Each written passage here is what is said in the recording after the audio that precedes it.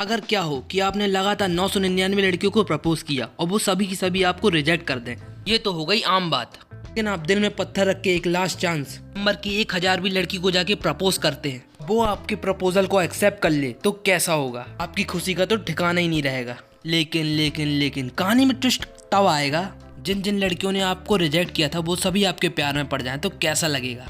तो ये कहानी हमारे मेन कैरेक्टर अंशुल के ऊपर। तो कहानी की स्टार्टिंग में हमें थोड़ा आगे का सीन दिखाया जाता है जहाँ आज अंशुल की एंगेजमेंट होती है और उस एंगेजमेंट को रोकने बस के लिए इतनी सारी लड़कियाँ वहाँ पे आ जाती हैं। तभी वहाँ एक लड़की बोल रही होती है, स्नेहा मुझे नहीं पता कि तुमने अंशुल को शादी करने के लिए कैसे मनाया, लेकिन तुम देखती जाओ कि अब मैं क्या करती हूँ। मैं इस शादी को बिल्कुल नहीं होने दूंगी। तुमने ये सोच भी कैसे लिया कि तुम अंशुल से शादी करोगी। तभी वहाँ एक हेड वाली लड़की बोल रही होती है, सिस्टर आपको इससे क्या मतलब कि अंशुल शादी के लिए कैसे माना? आपको उससे क्या लेना देना है? भले ही वो शादी के लिए मान गया हो, लेकिन मैं आज उसे उसकी मर्जी के बगैर ही उसे यहाँ से ले जाऊंगी क्योंकि अंशुल से मेरा है। तभी वहाँ एक नीले बालों वाली एक सेक्सी सी लड़की बोलती है कि भगवान ने अंशुल को मेरे जीवन के साथी के रूप में चुना है। बेहतर होगा कि तुम लोग पीछे हट जाओ, वरना मैं अटैक करने से पहले एक बार भी नहीं सोचूंगी। तभी वहाँ एक अचानक एक रोबो गर्ल आ जाती है जो कहती है अंशुल सिर्फ मेरा है। सीरियसली अपने अंशुल भाई ने तो रोबोट तक को प्रपोज कर रखा है। इन सब की बातों के कारण स्नेहा बहुत ज्यादा ही चिढ़ जाती है और कहती है हाउ डेयर यू, तुम लोग बिना परमिशन के मेरे टेरिटरी पे आ गए और अब मेरी सगाई रोकने की कोशिश कर रही हो।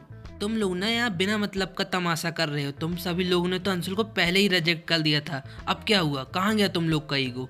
स्नेहा की बातें सुन के वो सारी लड़कियां एम्बेरस हो जाती हैं। वो तब की बात थी और अब बात कुछ और है। वो सभी लड़कियों का एक ही जवाब होता है। वहीं हेड वाली लड़की बोल रही होती है कि मैंने तो उसे उसके भले के लिए रिजेक्ट किया था। वहीं दूसरी तरफ वो सेक्सी लड़की बोल रही होती है, देखो मैं मानती हूँ कि मैंने उसे पहले रिजेक्ट कर दिया था, लेकिन वो सब तो पास्ट की बातें हैं, अब मैं वो सब भूल भी चुकी हूँ।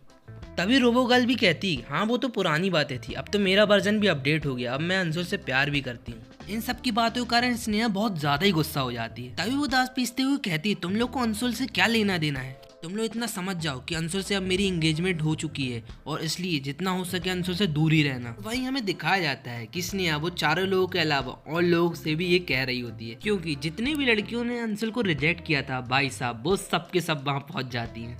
और वहीं दूर बादलों के ऊपर हमारे मेन कैरेक्टर यानी अंशुल को दिखाया जाता है जो सोच रहा होता है यार ये सब क्या हो रहा है मेरे साथ।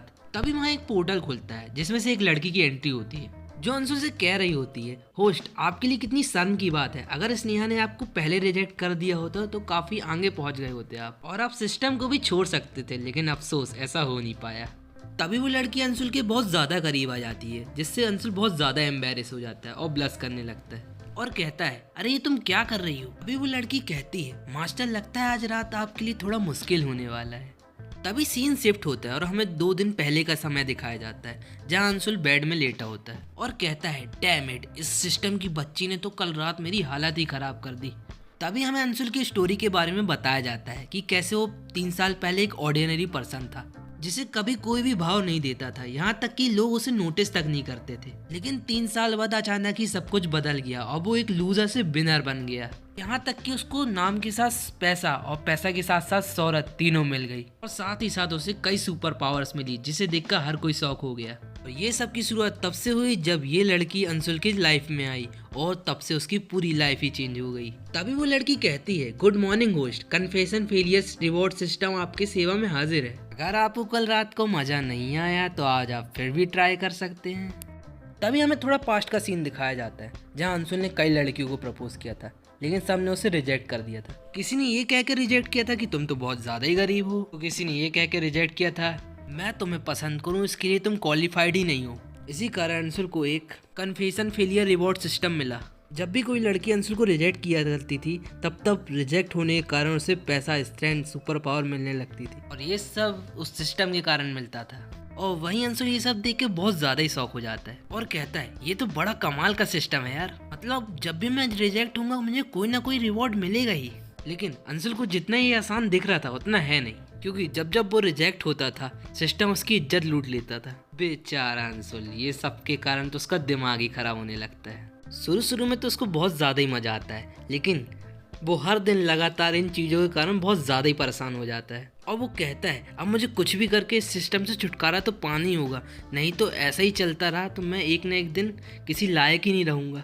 तभी एक दिन सिस्टम उसकी तरफ देखते हुए कहती है, होस्ट ये आपका 1000वां प्रपोजल होगा। अगर आप इस टास्क को रिजेक्ट हो जाते हैं, अगर आप इस लास्ट प्रपोजल में भी रिजेक्ट हो जाते हैं और इस टास्क को पूरा कर लेते हैं तो आप इस सिस्टम से मुक्त हो जाएंगे। ये सुनकर तो अंशुल के कान खड़े हो जाते हैं और वो क्यूरियस होकर पूछता है, तो इसका मतलब इस टास्क के बाद तुम मेरा पीछा छोड़ दोगी?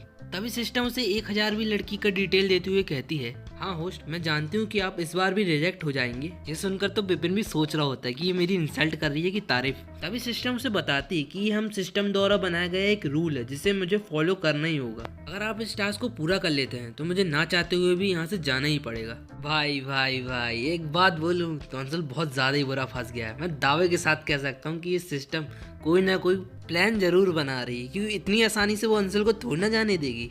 तभी अंशुल उस लड़की की डिटेल देखने लगता है जिसका नाम हमने स्नेहा रखा था, और तभी वो अचानक जोर जोर से पागलों की तरह एकदम हंसने लगता है और कहता है, आखिरकार ये लास्ट रिजेक्शन और इस बदतमीज सिस्टम से मैं हमेशा हमेशा के लिए छुटकारा मिल जाएगा। और वहीं वो सिस्टम पीछे से एक स्माइल देती है और आप लोग तो समझ ही गए होंगे। नहीं मैं बता रहा हूँ कि अंशुल बहुत ज्यादा ही बुरा फंसा है। ये सिस्टम आगे जाके जरूर उसे धोखा देगा। तभी सीन शिफ्ट होता है और हमें दूसरी जगह सीन दिखाया जाता है जहाँ अंशुल एक अलग ही गेटअप में बैठा होता है और खुश होते हुए कहता है, भला एक भिखारी को कौन ही लड़की पसंद करेगी, इस बार तो मैं बड़ी आसानी से ही रिजेक्ट हो जाऊंगा। तभी साइड में जो सिस्टम रहती है वो कहती है, हाँ होस्ट आप तो बहुत ज्यादा ही समझदार है, इस तरीके से तो कोई भी आपको रिजेक्ट कर देगी। तभी उस लड़की की एंट्री होती है जिसका नाम स्नेहा रहता है और जिसका इंतजार अंशुल बेसब्री से कर रहा है, ये सोच के कि जल्दी उसका पीछा छूट जाएगा इस सिस्टम से।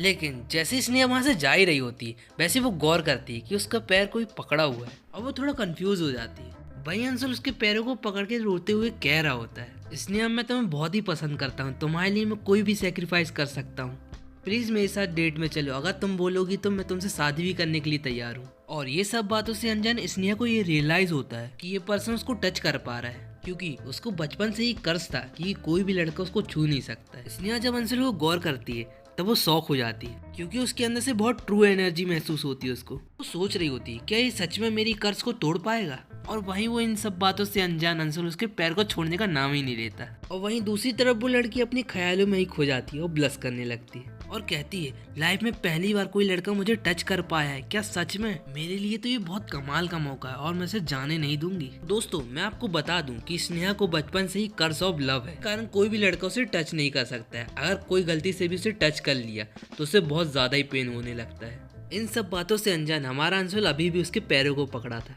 और मन ही मन खुश हो रहा था, क्योंकि उसका जो टास्क जो पूरा होने वाला था। लेकिन तभी हमारे अंशुल भाई के लाइफ में एक ट्विस्ट आता है और उसके अपोजिट वो होता है जो उसने सोचा ही नहीं था।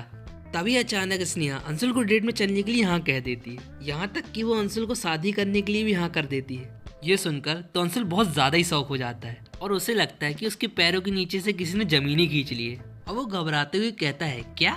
और तभी हमें सिस्टम हंसते हुए दिखाई देती है। सही में यार मैं तो कह ही रहा था कि सिस्टम बहुत ज्यादा ही कमीनी है। अब आगे host congratulation, your proposal is successful, but आपका ये टास्क फेल्ड हुआ है, इसलिए आप मेरे से पीछा नहीं छोड़ा सके।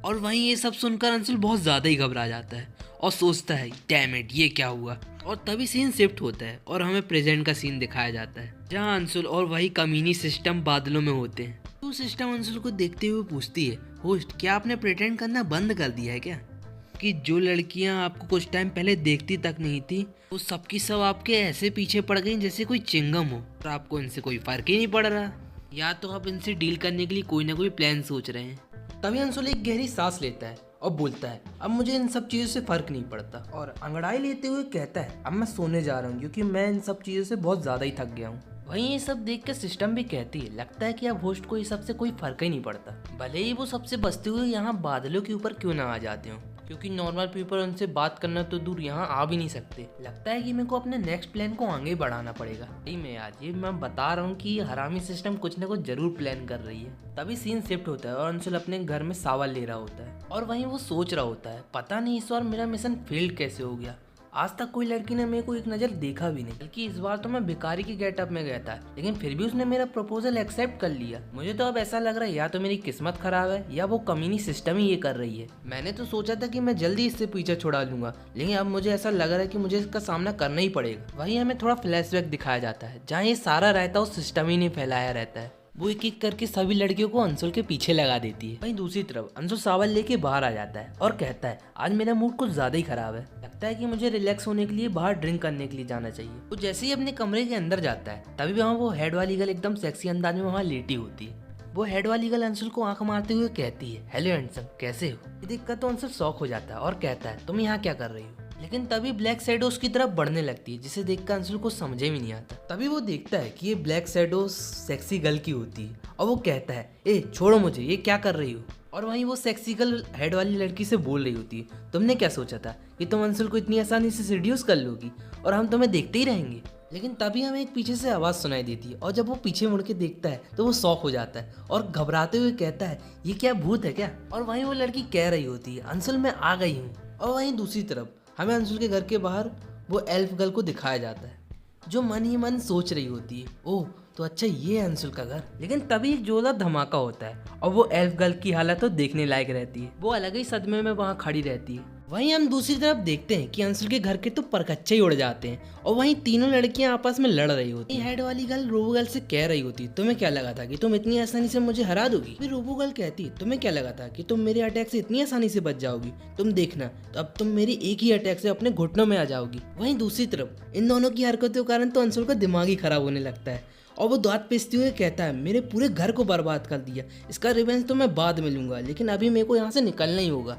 तभी अंशुल 1000 डिवाइन ट्रेवल टेक्निक का इस्तेमाल करता है और तुरंत वहाँ से टेलीपोर्ट हो जाता है। ये सब देखकर तो वो तीनों लड़कियां बहुत ज़्यादा ही शौक हो जाती हैं और कहती हैं लगता है कि हम फाइट में इतना ज़्यादा बिजी हो गए थे कि हमने ना ध्यान ही नहीं दिया, अंशुल यहाँ से कब चला गया ये तो हम तो देख भी नहीं पाए। वहीं हमें दूसरी जगह सीन दिखाया जाता है जहाँ अंशुल अपने दूसरे बिला के अंदर आ जाता है। पिछले 3 सालों के अंदर सिस्टम के रिवॉर्ड के कारण अंशुल बहुत ज़्यादा ही अमीर हो जाता है। तभी वो एक गहरी सांस लेता है और जोर से अपने बेड में लेट जाता है और वहीं वो सोच रहा होता है ये सब जरूर उस कुतिया सिस्टम ने फैलाया हुआ है, अगर ऐसा नहीं होता तो उन लड़कियों को मेरी लोकेशन का कभी पता ही नहीं चलता, उनको पता ही नहीं चलता कि मेरा घर कहाँ है। ये तो अच्छा हो कि मेरे पास दूसरे घर और बिलास हैं, वरना तो मेरे को होटल में स्टे करना पड़ता। फिर वो लेटे लेटे अपने मोबाइल को चलाने लगता है और अपनी फर्स्ट लव को याद करने लगता है और सो जाता है और उसे पता ही नहीं चलता कि उसकी नींद कब लग जाती है। फिर थोड़ी देर बाद अचानक से उसका फोन रिंग करने लगता है, इसी कारण उसकी आंख खुल जाती है। तभी वो देखता है कि ये वही फोन मोबाइल रहता है जो स्नेहा ने उसको गिफ्ट दिया था। और वहीं वो सोच रहा होता है अगर उस दिन मैं गरीब बनने का प्रिटेंड नहीं किया होता तो शायद ही स्नेहा ने मेरे को ये मोबाइल दिया होता। चलो देखता हूँ कि किसका फोन आ रहा है। वो जैसे ही फोन कॉल को रिसीव करता है उसे दूसरी तरफ से स्नेहा की आवाज़ सुनाई देती जो अंशुल से कह रही होती है अंशुल क्या आज तुम फ्री हो, अगर आज तुम फ्री हो तो क्या मेरे साथ तुम घूमने जा सकते हो। ये सुनने के बाद तो अंशुल की खुशी का ठिकाना ही नहीं रहता और वो खुश होते हुए कहता है मिस स्नेहा आज शाम को मैं आपके साथ जरूर जाऊंगा। और वहीं खुशी के मारे अंशुल अलग ही ख्यालों में खो जाता है, कहता है क्या सच्ची प्यार की फीलिंग यही होती है, अगर यही वो फीलिंग है तो मैं तो चाहता हूँ ये कभी खत्म ही ना हो। तो इसके आगे क्या होगा हम देखेंगे नेक्स्ट पार्ट में। तब तक के लिए मेरी वीडियो को लाइक और चैनल को सब्सक्राइब जरूर कीजिए। धन्यवाद।